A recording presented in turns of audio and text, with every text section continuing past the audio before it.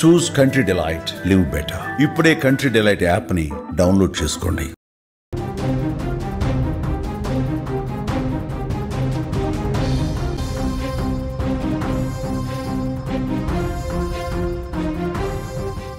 మరో breaking news చూస్తున్నాం. సిగాచి పరిశ్రమ ప్రమాద ఘటన దయనీయంగా మారిందని చెప్పుకోవాలి. మాంసపు ముద్దలుగా మారారు కార్మికులు. బాక్సుల్లో మృతదేహాలు, మాంసపు ముద్దలను తరలిస్తున్నారు. ఇంకా 10 మంది కార్మికుల ఆచూకీ కూడా దొరకని సిచ్యువేషన్ కనిపిస్తోంది. ఇంకా రెస్క్యూ ఆపరేషన్ ఇప్పటికి కూడా కొనసాగుతున్న సిచ్యువేషన్. సిగాచి పరిశ్రమ ఘటన ఇప్పుడు దయనీయంగా మారిందని చెప్పుకోవాలి. ప్రమాదంలో మృతి చెందిన కార్మికుల మాంసపు ముద్దలుగా మారగా వాటిని బాక్సులో పెట్టి DNA టెస్టులకు పంపిస్తున్నారు అధికారులు. వాటిని చూసిన కుటుంబ సభ్యులు గుండె తరుక్కుపోతోంది. ఎంతో ప్రేమించిన తమ కుటుంబ సభ్యులు చివరి చూపుకు కూడా అవకాశం లేకుండా మాంసంగా బాక్సులో కనిపించడం తలడిల్లిపోతున్నారు. ఇప్పటికే కార్మికుల కుటుంబ సభ్యుల నుంచి బ్లడ్ శాంపిల్స్ సేకరించిన డాక్టర్స్ DNA టెస్టులు కూడా చేస్తున్నారు. ఆ రిపోర్ట్ల ఆధారంగా డెడ్ బాడీలను అప్పగిస్తున్నారు.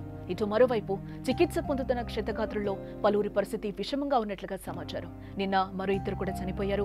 దీంతో అధికారికంగా మృతుల సంఖ్య 40కి చేరినట్లుగా సమాచారం. కానీ ప్రమాదంలో చనిపోయిన వారు సుమారు 50 మంది వరకు ఉంటారని కూడా అంచనా వేస్తున్నారు.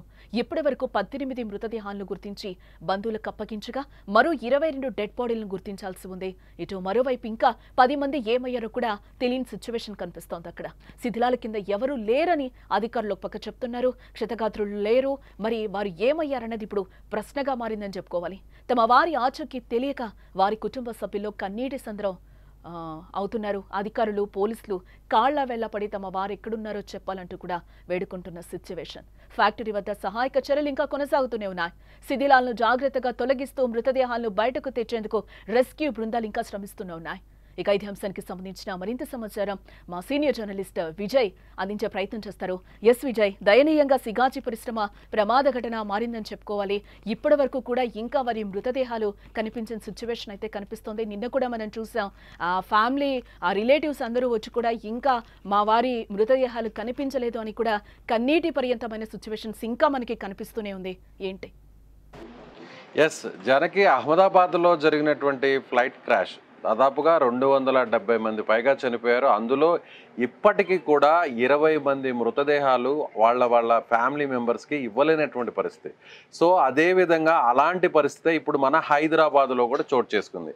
హైదరాబాద్లోని పాషమైలారంలో ఉన్న సిగాచి కెమికల్ ఫ్యాక్టరీలో జరిగినటువంటి పేలుడు దాటికి దాదాపు ఇప్పటి వరకు కూడా 35 నుంచి 40 మంది వరకు చనిపోయినట్లుగా అధికారికంగా చెప్తున్నారు. అయితే అందులో 10 మందికి సంబంధించినటువంటి మృతదేహాలు ఇప్పటి వరకు కూడా లభ్యం కాలేదు.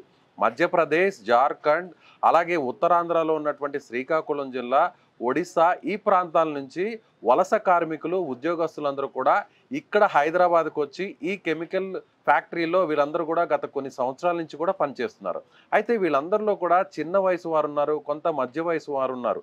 అయితే 9 మంది మృతదేహాలు దొరకకపోవడంతో శ్రీకాకుళం ఆ ఏరియాకి సంబంధించినటువంటి కుటుంబం వచ్చి అక్కడ అధికారులను వేడుకుంటున్నటువంటి తీరు చూస్తే, సార్ మా ఆయన కనిపించట్లేదు, మాకున్న 2 పిల్లలు ఉన్నారు, మా ఆయనకు కనీసం అంతిమ సంస్కారాలు నిర్వహించడానికి ఇప్పటి వరకు కూడా మా ఆయన బతికి ఉన్నాడా లేడా, ఒకవేళ చనిపోతే కనీసం ఒక మాంసపు పీస్ అయినా లేదంటే కనీసం ఒక ఎముక ముక్కైనా సరే ఇచ్చినా కూడా వాటికి తాము అంతిమ సంస్కారాలు చేసుకుంటాం అని కూడా వాళ్ళు ప్రాధాయపడుతున్నటువంటి తీరు చూస్తే అందరిని కూడా అక్కడ కలిచివేస్తుందనే చెప్పాలి. అయితే ఒక స్క్రీన్ మీద మనం ఇప్పుడు ఒక విజువల్ కూడా చూస్తున్నాం జానకి. ఆ స్క్రీన్ మీద మనకు కనిపిస్తున్నటువంటి ఒక బండి మీద కొన్ని ప్యాకెట్స్, అంటే ఆయిల్ ప్యాకెట్స్ని, వంట నూనెను వాడుకునేటువంటి ఆయిల్ ప్యాకెట్స్ని సేవ్ చేసే బాక్సులు, ఆ అట్టపెట్టెల్లో చనిపోయినటువంటి వారి మాంసపు ముద్దలను వారి కుటుంబ సభ్యులకు అందిస్తున్నారు. అంటే అక్కడ ఉన్నటువంటి భయానక, ఒక రకంగా హృదయ విదారకమైనటువంటి సిచ్యువేషన్, పరిస్థితి ఎలా ఉంది అని చెప్పడానికి ఇది ఒక మచ్చుగా ఉదాహరణగా చెప్పవచ్చు. ఎందుకంటే చెల్లా చెదరి అయిపోయాయి. ఎక్కడైనా కూడా చనిపోతే ఆ మృతదేహాలని తీసుకొచ్చి ఆ కుటుంబ సభ్యులకు హ్యాండ్ ఓవర్ చేస్తారు. కానీ ఈ పేలుడు దాటికి అక్కడ ఉన్నటువంటి భవనం కూలిపోయింది. ఆ భవనంలో క్వాలిటీ కంట్రోల్కి సంబంధించినటువంటి టీం అంతా కూడా ఒక మీటింగ్ పెట్టుకోంది. ఆ మీటింగ్ జరుగుతున్నటువంటి సమయంలో 25 మంది అక్కడే ఉన్నారు.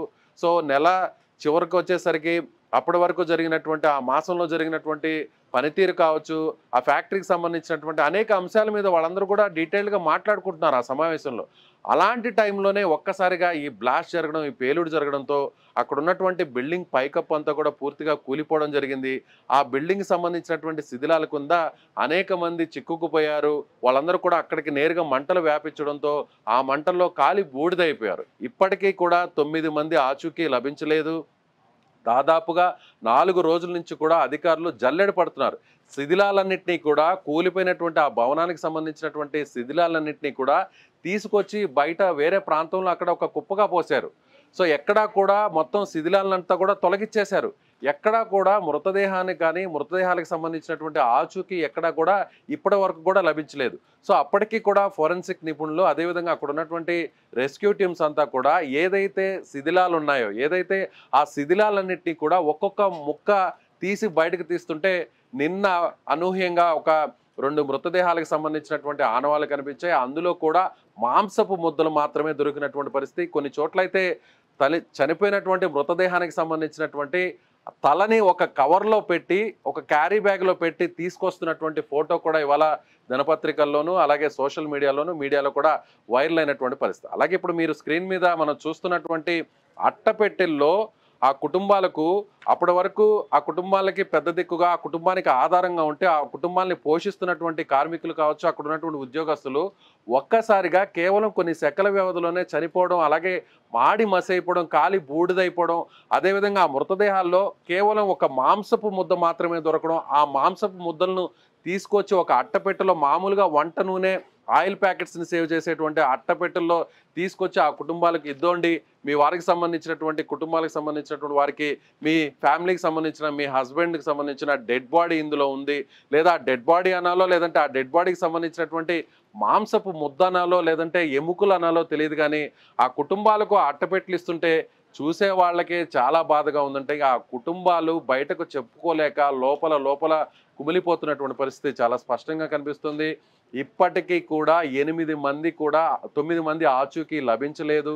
సో అక్కడ ఉన్నటువంటి సంగారెడ్డి జిల్లాకు సంబంధించినటువంటి కలెక్టర్ ప్రావీణ్య చెప్పారు, 4 రోజుల నుంచి కూడా తాము వెతుకులాడుతున్నాం, గాలిస్తున్నాం, ఇప్పటికైతే శిథిలాలన్నింటినీ కూడా పూర్తిగా కూడా వేరే చోటకి తరలించాం, అయినా కూడా ఎక్కడా కూడా డెడ్ బాడీకి సంబంధించినటువంటి ఇన్ఫర్మేషన్ లభించలేదు. కాబట్టి మళ్ళీ కూడా ఆ శిథిలాల్ని ఒక్కొక్క పీస్ను కూడా సపరేట్ చేసి మళ్ళీ కూడా ఏమన్నా ఈ బాడీకి సంబంధించినటువంటి పీసెస్ ఏమైనా దొరుకుతాయని కూడా వెయిట్ చేస్తున్నామంటూ కూడా చెప్తున్నారు. అయితే మరొక 35 మంది ఇప్పటికే హాస్పిటల్లో ట్రీట్మెంట్ పొందుతున్నారు. హాస్పిటల్లో ట్రీట్మెంట్ తీసుకుంటున్నటువంటి గాథ కూడా, వారి దీనగాథలు కూడా వేరేలా ఉన్నాయి. ఏంటంటే బీహార్కి సంబంధించినటువంటి ఒక ఫ్యామిలీ నేరుగా వాళ్ళ అల్లుడు ఇక్కడ గాయపడడంతో తీవ్రంగా గాయపడి హాస్పిటల్లో చికిత్స పొందుతూ ప్రాణాపాయ స్థితిలో ఉన్నటువంటి ఆ వ్యక్తిని చూడడానికి వాళ్ళ మామ అక్కడికి రావడం జరిగింది.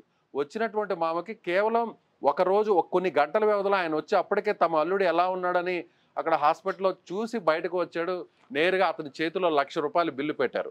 సో కొంతమంది ప్రైవేట్ హాస్పిటల్స్ కూడా ఇలా దోచుకు తింటున్నారు, ప్రభుత్వం ఈ విషయంలో ఆలోచించాలి, ఈ విధంగా ఇబ్బంది పెట్టడం కరెక్ట్ కాదంటూ కూడా బాధితులకు సంబంధించినటువంటి కుటుంబ సభ్యులు కూడా ఆవేదన వ్యక్తం చేస్తున్నారు. మరోవైపు అసలు ఈ ఘటన ఎలా జరిగింది, ఈ ఫైర్ యాక్సిడెంట్, అలాగే ఈ బ్లాస్టింగ్ గల కారణాలు ఏంటి అనేటువంటి విషయాన్ని కూడా అధికారులు వెలికితీస్తున్నారు. దీనికోసం ప్రభుత్వం కూడా ప్రత్యేకంగా ఒక కమిటీని కూడా ఏర్పాటు చేసింది. ఈ కమిటీ కూడా నిన్న పర్యటించింది. ఎక్కడైతే సంఘటనా స్థలం ఉందో ఆ సంఘటనా స్థలంలో మొత్తం అక్కడ ఉన్నటువంటి కొన్ని నమూనాలను కూడా సేకరించారు. ఫోరెన్సిక్ డిపార్ట్మెంట్ కూడా అక్కడ ఉన్నటువంటి ఆధారాలన్నింటినీ కూడా సేకరించారు. ఘటనకు గల కారణాలను కూడా వెలికితీస్తున్నారు. ఓవైపు అధికారులు తమ పని చేస్తున్నారు, మరోవైపు ఫ్యామిలీ మెంబర్స్ అక్కడ మార్చురీ రూముల బయట, అలాగే ట్రీట్మెంట్ తీసుకుంటున్నటువంటి హాస్పిటల్స్ బయట కూడా వేచి చూస్తున్నారు. హాస్పిటల్లో చికిత్స పొందుతున్న వారిలో తమ వారు ఉన్నారేమో అంటూ ఆతృతగా అక్కడ పరుగులు తీస్తున్నటువంటి ఫ్యామిలీస్ ఉన్నైతే, చనిపోయినటువంటి మృతదేహాలను అక్కడ మార్చురీలో భద్రపరిచినటువంటి అక్కడ ఆ ప్రాంతానికి వెళ్తున్నటువంటి ఫ్యామిలీస్ మరికొన్ని. ఇప్పటి వరకు కూడా 22 మెంబర్స్ అయితే దొరకని సిచ్యువేషన్, 22 మంది, ఇందులో 10 మంది అసలు ఏమయ్యారో కూడా ఇప్పటి వరకు తెలియని సిచ్యువేషన్ గా మనకి ఇక్కడ కనిపిస్తుంది. దీంతో పాటుగా ఒక హై లెవెల్ కమిటీని కూడా గవర్నమెంట్ ఏర్పాటు చేయడం జరిగింది. వాళ్ళు అదే పనిలో ఉన్నట్లుగా తెలుస్తుంది. ఎప్పుడు ఇస్తారు అని, వాళ్ళ మృతదేహాలు కూడా ఎప్పుడు ఇస్తారు ఏంటి అని కూడా వాళ్ళ కుటుంబ సభ్యులు ఆందోళన వ్యక్తం చేస్తున్న పరిస్థితి. దీంతో పాటుగా సిగాచి యాజమాన్యం ఇప్పటి వరకు స్పందించిందా లేదా? సిగాచి యాజమాన్యం అయితే స్పందించింది. చనిపోయిన వారి కుటుంబాలకు ₹1 కోటి ఆర్థిక సాయం అంటే నష్టపరిహారం కూడా అందిస్తామని చెప్పారు. అలాగే ఇమీడియట్గా ఎవరైతే గాయపడ్డారో ట్రీట్మెంట్ తీసుకుంటున్నటువంటి వారందరూ కూడా చిన్న గాయాలైనా సరే పెద్ద గాయాలైనా సరే వాళ్ళకి ఇమీడియట్గా అయితే కొంత ఆర్థిక సాయం చేయడానికి, అలాగే తీవ్రంగా గాయపడినటువంటి వారి కుటుంబాలకు 10 లక్షలు కూడా ఇస్తామనేటువంటి హామీ కూడా ఇచ్చింది. సో చనిపోయిన కుటుంబాలకు ఆర్థిక సాయం కానీ నష్టపరిహారం ఎక్స్గ్రేషియా ఇచ్చినా కూడా ఆ చిన్న చిన్న వయసు వాళ్ళు 25 సంవత్సరాలు 27 సంవత్సరాలు అప్పుడే మ్యారేజ్ అయ్యి చిన్న చిన్న పిల్లలు పుట్టినటువంటి వారు చనిపోవడం, ఆ కుటుంబానికి పెద్ద దిక్కుగా ఉన్నటువంటి వారు చనిపోవడం, ఆ కుటుంబాలు చనిపోయిన వారి గురించి ఆలోచించడం ఒక ఎత్తు అయితే, చనిపోయినటువంటి వారి మృతదేహాలను అప్పగించండి అంటూ ప్రాధేయపడుతున్నటువంటి తీరు మరో రకంగా బాధ పెడుతుంది. మరికొంతమంది అయితే మృతదేహాలు పూర్తిగా ఇవ్వాల్సినటువంటి అవసరం కూడా తమకు లేదు. కనీసం ఒక మాంసపు ముద్దైనా దొరికినటువంటి ఆ మాంసపు ముద్దల్లో ఆ బాడీ పీసెస్లో కనీసం కొన్ని బోన్స్ అన్నా ఉంటాయి కదా, ఆ బోన్స్ని ఒకసారి DNA పరీక్షలు చేసి ఇప్పటి వరకు కూడా ఆచూకీ కనిపెట్టలేనటువంటి మాంసపు ముద్దలు కావచ్చు, అలాగే ఎముకలు కావచ్చు, వాటికి సంబంధించినటువంటి ఆనవాళ్ళలో మా ఫ్యామిలీకి సంబంధించినటువంటి వాళ్ళ ఏమన్నా DNA ఆనవాళ్ళు ఏమన్నా ఉన్నాయేమో ఒకసారి మరొకసారి పరీక్షించండి, మరొకసారి టెస్టులు చేయండి, అవి మా కుటుంబానికి సంబంధించినటువంటి ఫ్యామిలీకి సంబంధించిన మా వ్యక్తులకు సంబంధించినటువంటి బాడీ పీసెస్ ఏమన్నా ఉంటాయేమో, ఆ ఎముకలు తమ కుటుంబానికి సంబంధించిన, తమ కుటుంబ పెద్దకు సంబంధించిన, తమ భర్తకు సంబంధించిన, తమ తండ్రికి సంబంధించినటువంటి ఆనవాళ్ళు అందులో ఉంటాయేమో అంటూ అధికారుల చుట్టూ వాళ్ళు తిరుగుతున్నారు, ప్రాధేయపడుతున్నారు. మార్చరీ బయట వాళ్ళు నిద్రాహారాలు మాలి గంటల తరబడి అక్కడే వేచి చూస్తున్నారు. ఒక్కొక్క మృతదేహాన్ని ఏమైనా గుర్తిస్తారేమో, ఆ మృతదేహం తమదై ఉంటుందేమో అనేటువంటి ఆలోచించే వారి సంఖ్య ఒకవైపు అయితే, హాస్పిటల్లో ట్రీట్మెంట్ పొందుతున్న వారిలో తమవారు ఉండాలి. చనిపోయిన మార్చరీలో తమ వారికి సంబంధించినటువంటి మృతదేహాలు ఉండకూడదు దేవుడా అని కోరుకునేవారు ఒకరైతే, ట్రీట్మెంట్ పొందుతున్న వారిలో తమవారు ఉంటే చాలు అని కోరుకునే వారి సంఖ్య ఇంకోలా ఉంది. సో మొత్తం మీద 2 హాస్పిటల్లో ఇలా బాధితులకు సంబంధించినటువంటి కుటుంబ సభ్యుల ఆర్తనాదాలు రోదనలతో నిండిపోయాయని చెప్పాలి. అక్కడ జరిగినటువంటి ఈ ఇన్సిడెంట్ ఎంత ట్రాజడీకి మారిందో, ఎంత బాధ పెడుతుందో అనే దానికి ఒక చక్కని ఎగ్జాంపుల్గా మనకు స్క్రీన్ మీద కనిపిస్తున్నటువంటి ఆ విజువలే ఒక సాక్ష్యంగా మనం చెప్పవచ్చు. మాంసపు ముద్దల్ని అట్టపెట్టెల్లో పెట్టి, చిన్న చిన్న అట్టపెట్టెల్లో పెట్టి, ఆ అట్టపెట్టెల్ని ఇచ్చి ఇది మీ భర్తకు సంబంధించినటువంటి డెడ్ బాడీ, ఇది మీ తండ్రికి సంబంధించినటువంటి డెడ్ బాడీ అంటూ ఆ మాంసపు ముద్దలను అందించడం అనేది మాత్రం నిజంగా చాలా బాధాకరమైనటువంటి విషయంగా చెప్పవచ్చు. జానకి రైట్ విజయ్. ఎస్, మనం ఇక్కడ చూడొచ్చు సిగాచి పరిశ్రమ ఘటన ఎంత దయనీయంగా మారిందో. ప్రమాదంలో మృతి చెందిన కార్మికుల మాంసపు ముద్దలుగా మారగా వాటిని బాక్సుల్లో పెట్టి DNA టెస్టులకు పంపిస్తున్నారు. ఆ విజువల్స్ అన్ని కూడా మనం సుమన్ టీవీ స్క్రీన్ మీద కూడా చూస్తున్నాం. ఏ విధంగా బాక్సుల్లో తరలిస్తున్నారో కూడా మనకి కనిపిస్తున్నాయి. వాటిని చూసి కుటుంబ సభ్యులు గుండె తరుక్కుపోతుంది. ఎంతో ప్రేమించిన తమ కుటుంబ సభ్యులు చివరి చూపుకు కూడా అవకాశం లేకుండా పోతుంది. మాంసంగా బాక్సుల్లో కనిపించడం తల్లడిల్లిపోతున్నారు. ఇప్పటికే కార్మికుల కుటుంబ సభ్యుల నుంచి బ్లడ్ శాంపుల్స్ సేకరించిన డాక్టర్లు DNA టెస్టులు కూడా చేస్తున్నారు. ఆ రిపోర్ట్ల ఆధారంగా డెడ్ బాడీలను అప్పగిస్తారు. మరోవైపు చికిత్స పొందుతున్న క్షతగాత్రుల్లో పలువురి పరిస్థితి విషమంగా ఉన్నట్లుగా సమాచారం. నిన్న మరో 2 కూడా చనిపోయారు. దీంతో అధికారికంగా మృతుల సంఖ్య 40కి చేరినట్లయింది. కానీ ఈ ప్రమాదంలో చనిపోయిన వారు సుమారు 50 మంది వరకు ఉంటారని అంచనా వేస్తున్నారు. ఇప్పటి వరకు 18 మృతదేహాలను గుర్తించిన బంధువులకు అప్పగించగా మరో 22 డెడ్ బాడీలను గుర్తించాల్సిందే. ఇటు మరోవైపు ఇంకా 10 మంది ఏమయ్యారో కూడా తెలియటం లేదు.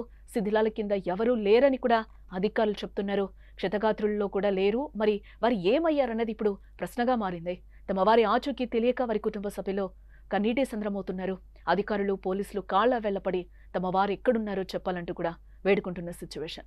ఫ్యాక్టరీ వద్ద సహాయక చర్యలైతే కొనసాగుతున్నాయి. ఇంకా శిథిలాలను జాగ్రత్తగా తొలగిస్తూ మృతదేహాలను బయటకు తెచ్చేందుకు రెస్క్యూ బృందాలు, హై లెవెల్ కమిటీ అక్కడ శ్రమిస్తున్నాయి.